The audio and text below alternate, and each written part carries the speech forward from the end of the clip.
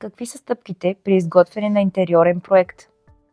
Първа стъпка – заснемане на имота. Отиваме на място, взимаме точни размери, правим необходимите снимки и видеа, за да можем след това по тях да изградим 3D модел на пространство. Втора стъпка – изготвянето на задания за проектиране от нашите клиенти. В кратък документ те ни описват какви са техните функционални изисквания, какъв стил им допада. Това много ни помага за следващата стъпка, която е изготвянето на функционални разпределения. Третата стъпка е изготвянето на функционални разпределения. На база архитектурното заснемане, изискванията на нашите клиенти и нашите предложения, правим няколко варианта за функционални разпределения, които поглеждат от различен ъгъл всяко едно помещение, а и цялостно обект. Стъпка 4 е така дългоочаквания разговор за бюджета. За да продължим нататък с идейния проект, преди това провеждаме разговор с клиента за бюджета и по-скоро за това какъв клас материали ще залагаме и какъв клас елементи на интериора. Тъй като в идейния проект ние залагаме само единствено истински материали и продукти, които знаем откъде да се закупят. Пета стъпка е изготвянето на идеен проект с фотореалистични визуализации. Представяме на клиента визуализации за всяко едно от помещенията,